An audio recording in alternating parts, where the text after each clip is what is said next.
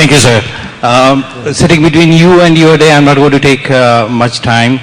Just wanted to, brush you up in terms of like where we were in, let's say, 96, 97. So 96, 97, as you must have seen, so that's the period where I have started my career, and at that point in time, I started my career with US Department of Agriculture, and I was fondly called by my colleagues as you're a spy for the US government, actually, because why it was called. What we used to do is we used to roam around with the industry people, network with them, and know about what the market trends are, and we put in the Indian production, and USDA has these offices across the world. And they combine this data and they put this data into the internet to tell what is the cotton production likely to be, or what are the agriculture production likely to be.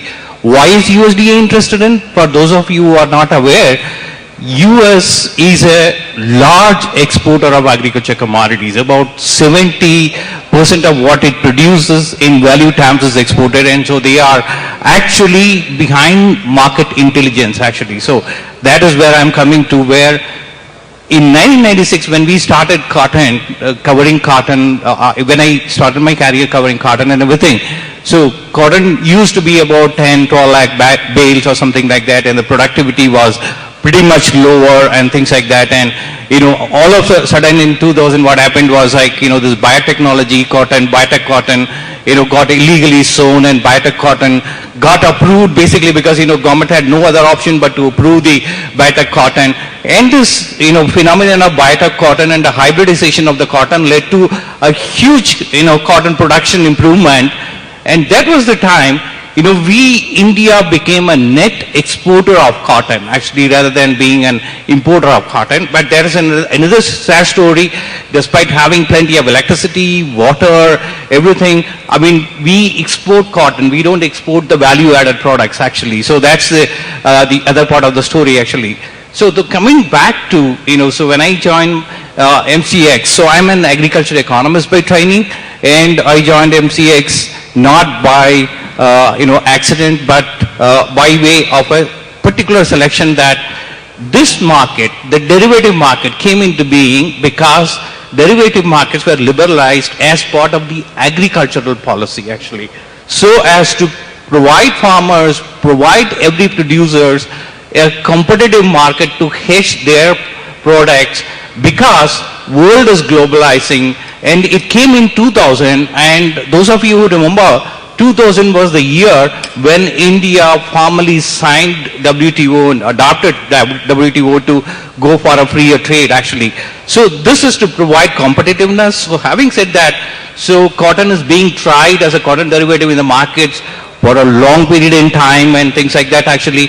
So cotton as such is not an accidental commodity into commodity derivatives. So those of you aware of the history, I wish Suresh Bhai is there along with us, actually, but it is actually in 1860s when America had this reprisal, actually, of the farmers in Texas, which is the major cotton growing state in US, and which was supplying Manchester a lot of cotton to UK, went into a deep trouble, actually. Supplies from Texas were uncertain. So the Britishers, who were colonizing India, looked at India as a better source for cotton and things like that. But they brought in not only procurement, they also brought in the culture of forward trading and future trading.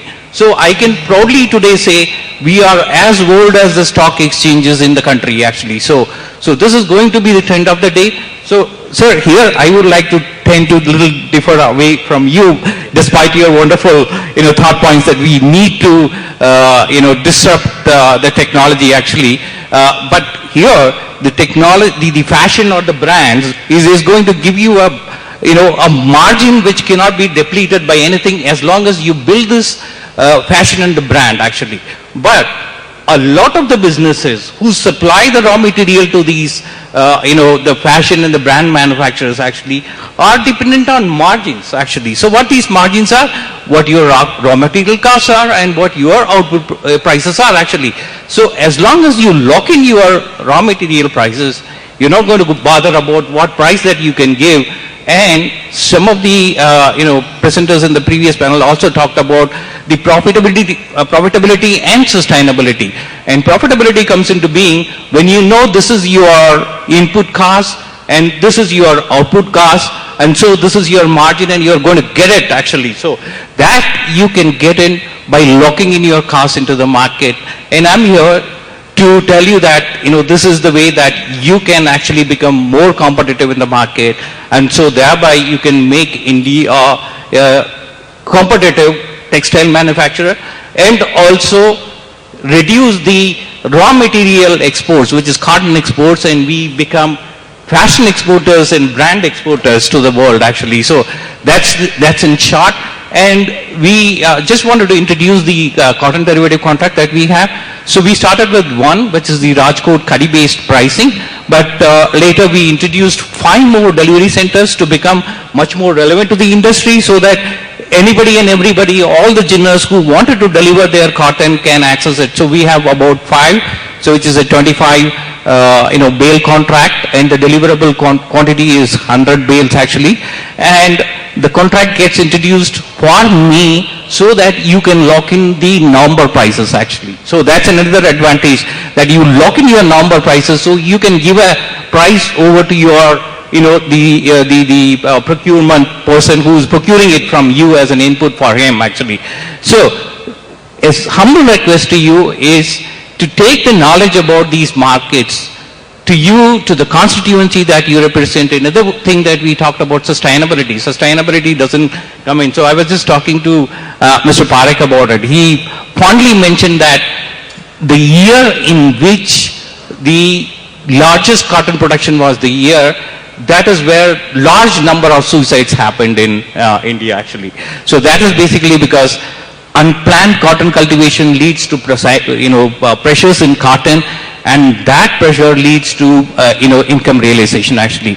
So the farmers need to be sustainable, and so if you are in the area that you are working in and you know any FPOs who are organizing farmers into a group who can be helped in terms of providing a better cotton prices to them, let us know. We'll be happy to educate them, we'll be happy to handhold them, get into the market, lock in their prices and get a better price realization for them. Thank you.